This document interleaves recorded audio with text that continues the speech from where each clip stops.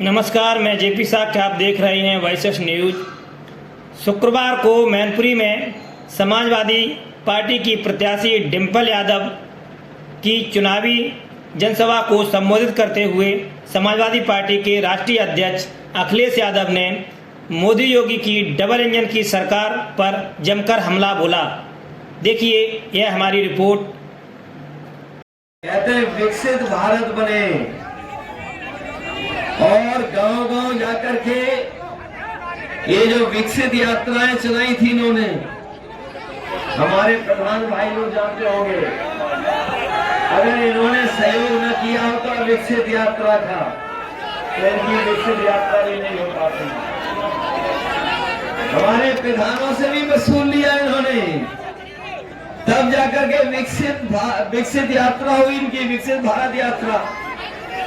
ये बीजेपी के लोग जो विश्व गुरु बनने का सपना दिखा रहे हैं, हम उनसे कहना चाहते हैं जिस समय हमारा किसान खुशहाल होगा और नौजवान के हाथ में नौकरी और रोजगार होगी, उसी समय हमारा भारत देश विकसित भारत बन जाएगा।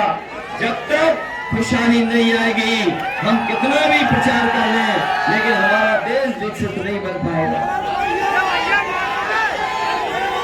विकसित भारत का सपना देखने वाले और हर भाषण में भारत माता की जय बोलने वालों ने, बताओ हमारे फौज की आधी अधूरी नौकरी कर दी।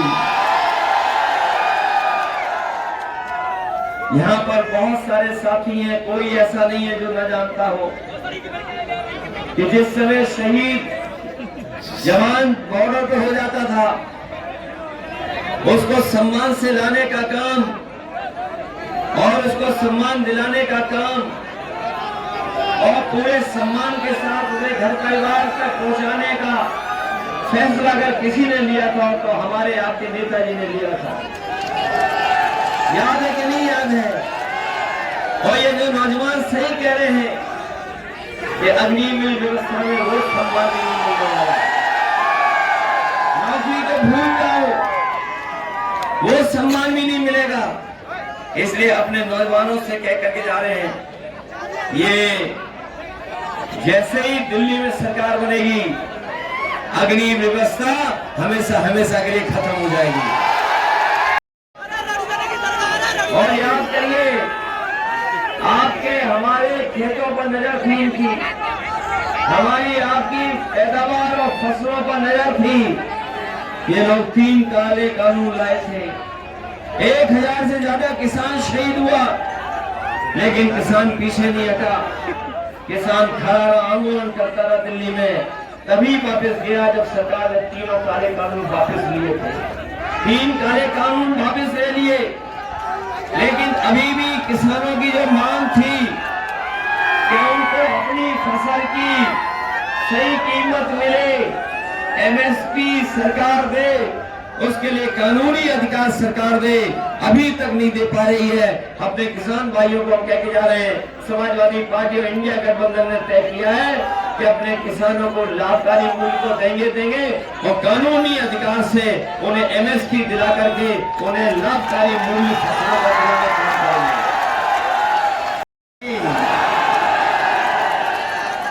ये दिल्ली वालों को नहीं पता था कि वैक्सीन वाला मामला ऐसे निकल आएगा। बताओ, वैक्सीन से खतरा पैदा हो गया कि नहीं हो गया? और जिन्होंने वैक्सीन लगाई वो इस बार सर्टिफिकेट देख करके इनके खिलाफ वोट डालने जा रहे हैं। जो सर्टिफिकेट मिला था वैक्सीन का, ये जो सर्टिफिकेट मिला था, सुनने में आ रहा है जो सर्टिफिकेट लगा था उसमें तस्वीर थी, लेकिन अब तो तस्वीर भी हट गई, गायब हो गई तस्वीर। वो जानते हैं जिनको वैक्सीन लगवाई, अगर आपने तस्वीर हटा ली है तो जब वोट डालेंगे तो आपको सत्ता से हटाने का काम करेंगे ये लोग। बताओ, तस्वीर गायब हो गई कि नहीं गायब हो गई? अच्छा, मुझे तो नहीं पता कि होर्डिंग डबल इंजन वालों की यहाँ कितनी लगी होंगी, लेकिन बड़े बड़े शहरों में तो डबल इंजन वालों की होर्डिंग लगी हुई है। एक इंजन गायब है उसमें से। और होर्डिंग में जिनके लिए वोट मांग रहा है वो खटारा इंजन है ही नहीं। अगर मैनपुरी में भी होर्डिंग लगी होगी दिल्ली वालों की, अगर दिल्ली वालों की होर्डिंग लगी होगी, पुलिस भाइयों से भी कहते हैं कि आप लोग भी हमारा सहयोग करो। इसलिए सहयोग करो क्योंकि बीजेपी के लोग आ गए तो अभी तो फौज की 4 साल की नौकरी की है, उनकी नजर इन पे भी है। खाकी वालों की 3 साल नौकरी कर देंगे। पूछते हैं कि आप कैसे। मैंने अपने पत्रकार साथियों से पूछा और कहा, क्या किसी को पता था कि अग्निवीर वाली व्यवस्था हो जाएगी 4 साल की? आप में से बहुत सारे साथियों ने देखा कि जब हम लोग आप लोग लाइन में लग गए, क्या हमें और आपको पता था कि नोटबंदी हो जाएगी? क्या हमें और आपको पता था कि हवाई जहाज बिक जाएंगे, पानी के जहाज बिक गए, बंदरगाह बिक गया, टेलीफोन की कंपनियां बेच दी और बैंकें भी बेच दी? किसी को नहीं पता था कि ऐसा हो जाएगा। इसलिए अगर ये अग्निवीर वाली व्यवस्था कर सकते हैं, 4 साल की नौकरी, तो सत्ता में आ जाएंगे तो 3 साल की नौकरी भी कर सकते हैं। इसमें सावधान रहिए और केवल अग्निवीर व्यवस्था को खराब व्यवस्था नहीं दी, इसके साथ साथ हमारे नौजवान जानते होंगे जो परीक्षा लिखी इन्होंने,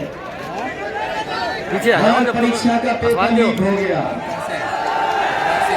इधर आ जाएगी ना, ये लोग तो आवाज चाहिए ना। आरोप लगाते थे, तरह तरह के आरोप लगाते थे, उनकी सरकार का पेपर लीक हो रहा है। और एक नहीं 10 से ज्यादा पेपर लीक हुए हैं और अब तक तो 60 लाख बच्चे ऐसे हैं जो पेपर लीक के कारण अपनी परीक्षा नहीं दे पाए।